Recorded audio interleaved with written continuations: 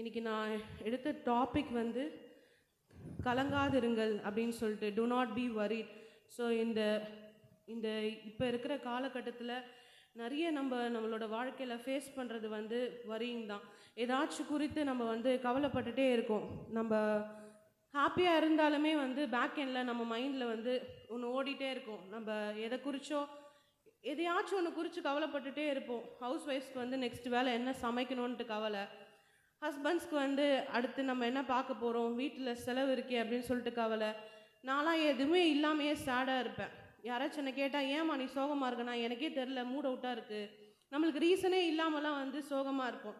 So அந்த மாதிரி நம்ம கவலையாக இருக்கிறனால நம்மளுக்கு என்னென்னலாம் தடைப்படுது அப்படின்னு சொல்லிட்டு வேதம் சொல்கிறது பார்க்கலாம். வேதம் வந்து கவலை பற்றி என்ன சொல்லுது, நம்ம கவலைப்படுறதுனால வர ஆபத்து என்னென்ன, எப்படி வந்து அதுலேருந்து ஓவர்கம் பண்ணி நம்ம வெளியே வர்றது. நம்மளுக்கு நிறைய இந்த உலகத்தில் வந்து ஸ்ட்ரெஸ் ஃப்ரீயாக இருக்கிறதுக்காக நிறைய பேர் நிறைய பண்ணுறாங்க, யோகா பண்ணுறாங்க, நிறைய அவங்க எக்ஸசைஸ்லாம் பண்ணுறாங்க. ஆனாலுமே யாரும் கவலை இல்லாமல் இல்லை இல்லையா? இங்கே யாராச்சும் கவலை இல்லாமல் இருக்கீங்களா? எல்லாருக்குமே கவலை இருக்குது, மனசில் ஏதோ ஒன்று ஓடிட்டே இருக்குது. ஃப்ரஸ்ட்ரேஷன், வரிங், ஆன்சைட்டி, டிப்ரெஷன், மென்டலாகவோ ஃபிசிக்கலாகவோ நம்மளுக்கு கவலை இருந்துகிட்டே இருக்குது ஒவ்வொரு நாளுமே. ஸோ அது வந்து நம்ம கவலை ஒரு இடத்துல இருந்துச்சுன்னா நம்மளுக்கு அங்கே விசுவாசமே இருக்காது. நம்ம ஒரு நேரத்தில் வந்து நம்ம மைண்டில் ஒரே ஒரு தாட் தான் வந்து நம்ம ஓட முடியும். ஒரு மைண்டில் மல்டிபிள் தாட்ஸ் வந்து ஓட முடியாது ஒரு நேரத்தில். சொல்கிறேன், இப்போ நம்ம வரி பண்ணிகிட்டு இருக்கோம் அப்படின்னா நம்ம ஏசுப்பா விசுவாசத்தோட ஏசுப்பாவை நம்ம துதிப்போமா? கிடையாது. ரொம்ப வந்து சோகமாக வந்து நின்றுட்டுருப்போம், எதையாச்சும் குறித்து யோசிச்சுட்டே இருப்போம். ஸோ நம்ம கவலைப்படுறதுனால நம்ம விசுவாசமாக இருக்க முடியாது. ஸோ நம்ம விசுவாசமாக இல்லைன்னா தேவனிடத்திலிருந்து வர எல்லா ஆசீர்வாதமும் நம்மளுக்கு வந்து தடைப்படுது. நம்மளோட கவலை வந்து தேவனிடத்தில் வந்த எல்லா ஆசீர்வாதையும் வந்து பிளாக் பண்ணுதுன்னு சொல்லிட்டு வேதம் சொல்லுது. விசுவாசம் இல்லாமல் தேவனிடத்தில் பிரியமாய் இருப்பது கூடாத காரியம் அப்படின்னு சொல்லிட்டு. எப்படி விசுவாசம் இல்லைன்னா நம்மளோட ஆசீர்வாதம் வந்து எப்படி தடைப்படுது அப்படின்னா, யாக்கோபு 1:6-7-8 படிங்க.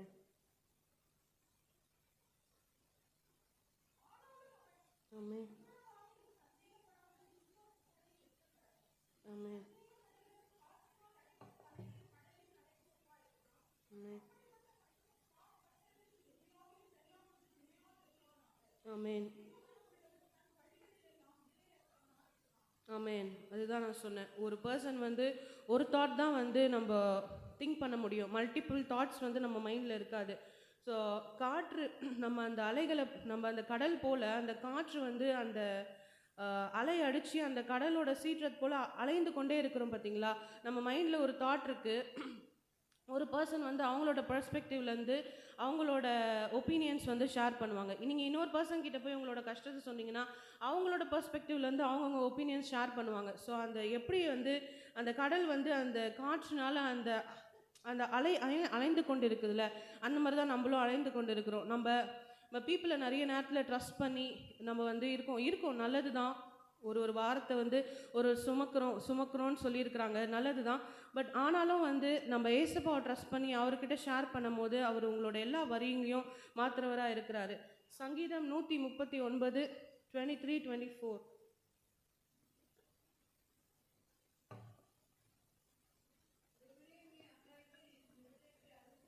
ஆமென், amen, amen. Lead me in the way எவர் லாஸ்டிங் சொல்லி இங்கிலீஷில் கொடுத்துருப்பான். நான் என்ன ராங்காக பண்ணுறேன்னு எனக்கு தெரியல ஏசுப்பா, நான் எந்த காரியத்தில் வந்து நான் தப்பு பண்ணுறேன்னு எனக்கு தெரியல, எனக்கு உணர்த்துங்க, என்னை ஆராய்ந்து அறிகிற தேவன் நீங்கள் தான், என்னை சோதித்து வந்து என்னோடய சிந்தனைகள் எல்லாம் உங்களுக்கு தெரியும். ஆமென்.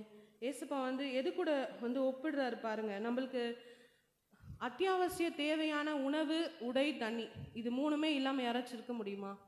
கண்டிப்பாக பசிக்கும், நம்மளுக்கு கண்டிப்பாக தாகம் எடுத்தால் தண்ணி வேணும், நம்மளுக்கு கண்டிப்பாக உடை இல்லாமல் நம்மளால் இருக்க முடியாது.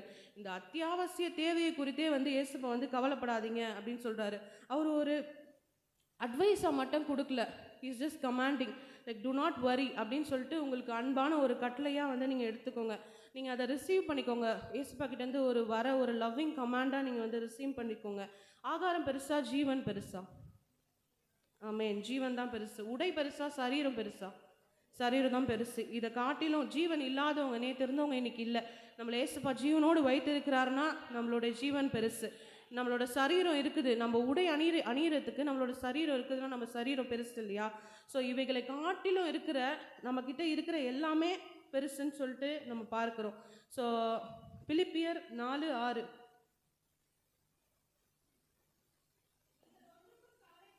ஆமென்.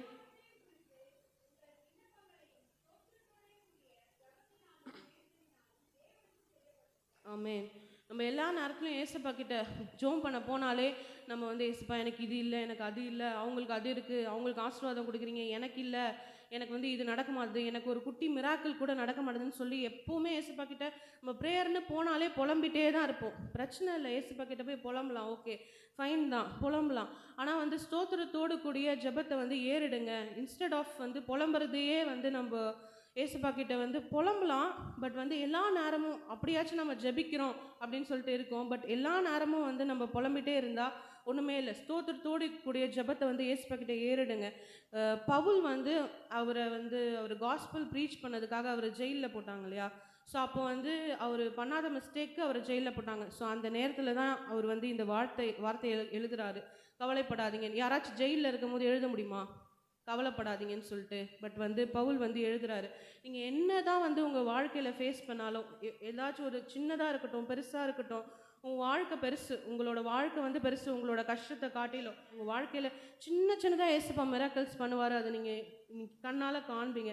உங்களோட காத்திருப்பு வந்து எப்போவுமே வெட்கத்தில் முடிவதே கிடையாது. கவலைப்படாதீங்க, தேவரீர் நீர் என்னோட கூட இருக்கிறீர். அவரோட கோலும் அவரோட தடியும் வந்து நம்ம என்னாலும் தேற்றும். உங்களை ஏசப்பா வெயிட் பண்ண வைக்கிறாருன்னா அது இஸ் அ பர்பஸ். உங்களை வெயிட் பண்ண வைக்கிறாரு, உங்களை வந்து அவரை இன்னுமா நிறைய தேட வைக்கிறாருன்னா அதுக்கும் ஒரு பர்பஸ் இருக்குது. உங்களை இன்னுமா அதிகமாக ப்ரேயர் பண்ண வைக்கிறாரு, அதுக்கும் ஒரு பர்பஸ் இருக்குது.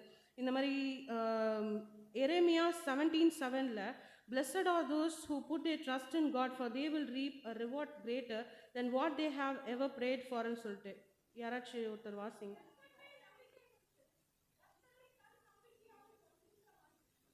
ஆமென். உங்களோட ட்ரஸ்ட் அவர் மேலே தான் இருக்கணும். சில நேரத்தில் நம்ம மனிதரை வந்து நம்ம நம்பி நம்ம சொல்லலாம், நம்ம தப்பு கிடையாது. பட் நம்பி சொல்லும் போது என்னைக்காச்சும் ஒரு நாள் வந்து ஏதோ வந்து என்ன சொல்கிறது, அவங்க மேலே ட்ரஸ்ட் பண்ணி சில சொல்கிற காரியங்கள் அவங்க என்ன நம்ம கேட்டுட்டு அப்படியே கடந்து போயிடுவாங்க. பட் ஏசப்பா அப்படி கிடையாது. நீங்கள் கேட்டுட்டு அதுக்காக நீங்கள் உண்மையாக ஏசப்பா கிட்ட கேட்டு அவரை மாத்திரம் நம்புங்க. மனுஷங்க மேலே உங்கள் நம்பிக்கையை வந்து வைக்காதீங்க. ஏசப்பா மேலே மாத்திரம் உங்களோட நம்பிக்கையை வைத்து கர்த்தர் மேல் நம்பிக்கையை வைத்து கர்த்தரை நம்பிக்கையை கொண்டிருக்கிற மனுஷன் அப்போ தான் நம்ம பாக்கியவான் என்று ஏசப்பா சொல்கிறாரு. மத்தேயு 6:26.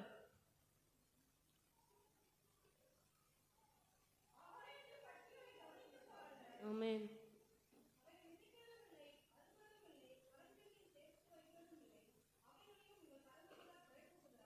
ஆமென். ஆமென். உங்களோட கஷ்டத்தை முதல்ல ஏசப்பா குட்டி பண்ணிடுறாரு. அப்புறம் உங்கள் கஷ்டத்தை பார்க்குறத விட்டுட்டு கொஞ்ச நேரம் அந்த பறவைகளை பாரு அப்படின்னு சொல்கிறாரு. நம்ம உலகத்தில் இருக்க பீப்புளை விட பேர்ட்ஸ் விலங்குகள் தான் அதிகமாக இருக்குது. ஒரு 1000 crore பீப்புள் வந்து உலகத்தில் இருக்காங்கன்னா ஒரு 40,000 விலங்குகள் பறவைகளாச்சும் உலகத்தில் இருக்குது. ஸோ அவைகளுக்கு எல்லாருக்கும் நான் போஷிக்கிறேன்னா உங்களுக்கு போஷிக்க மாட்டேனா அப்படின்னு சொல்லிட்டு சொல்கிறாரு. ஒன்றுமே இல்லை, ஒரு யானை வந்து நிறைய சாப்பிடும், குருவிலாம் கொஞ்சம் தான் சாப்பிடும், ஆனால் அதுக்கு கூட நான் போஷிக்கிறேன் இல்லையா? நீ ஏன் வந்து அடுத்த நேரம் சாப்பாடை குறித்து கூட நீ யோசிக்கிறேன்னு சொல்லிட்டு ஒரு நல்ல உவமையை வந்து ஏசப்பா சொல்கிறாரு. ஸோ அதனால் எதை குறித்தும் நீங்கள் கவலைப்படாதீங்க. சங்கீதம் 145:15-16.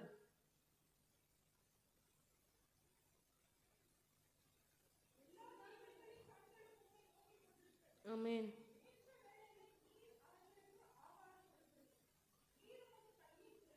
ஆமென். ஆமென். எல்லா ஜீவன்களும் இந்த உலகத்தில் இருக்க எல்லா ஜீவன்களுக்கும் நான் தான் அவங்க மம்மி வந்து அவங்களுக்கு ப்ரிப்பேர் பண்ணி வைக்கிறாங்களா? குருவியோட மம்மி இல்லைல்ல. அவங்க என்ன ஆகாரம் அவங்க நெக்ஸ்ட் டைம் சாப்பிட போகிறாங்கன்னே அவங்களுக்கு தெரியாது.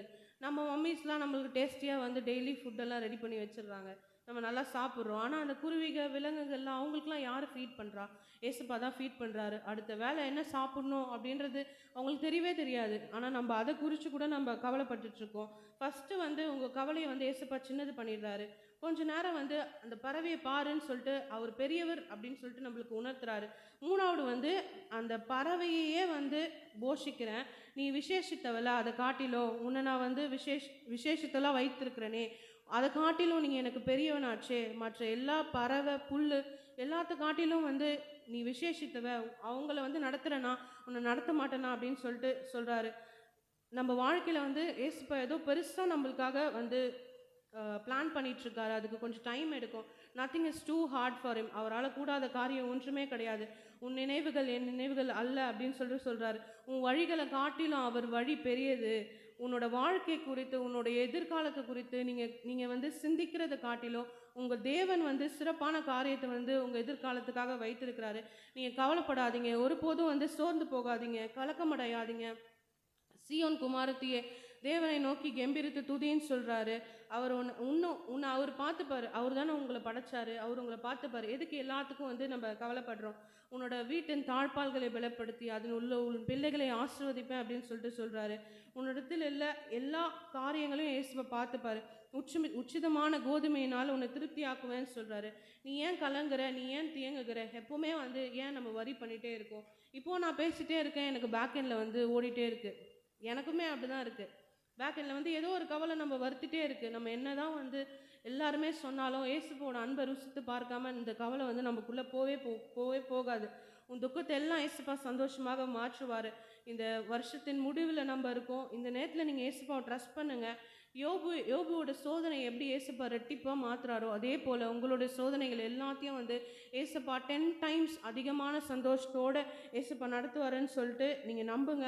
உங்கள் வாழ்க்கையில் எல்லா சோதனைகளையும் ஏசப்பா ரெட்டிப்பாக வந்து மாற்றுவார்.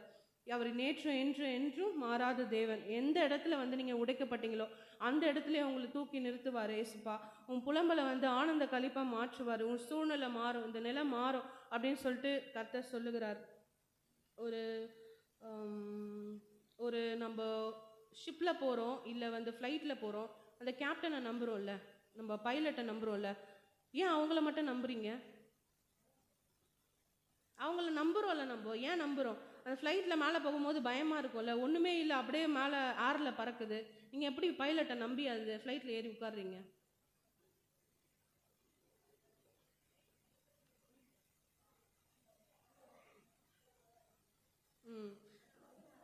பைலட் வந்து ஒரு கேப்டனும் பைலட்டும் ஒரு மனுஷன்தான். அவங்களையே நம்புகிறோம். நீ ஏன் வந்து என்னை நம்ப மாட்டுற? In his time he will make everything beautiful. என்னோட காலங்களில் நான் எப்போ அதுக்கு உனக்காக பெருசாக நான் பிளான் பண்ணுறேன் மகளே. நான் எப்போ வந்து அதை உனக்கு கொடுக்கணும்னு நினைக்கிறேனோ அப்போ நான் கொடுப்பேன். அப்போ தான் வந்து அது பிரமிக்கத்தக்க அதிசயமாக இருக்கும் அப்படின்னு சொல்லிட்டு அவர் சொல்கிறாரு.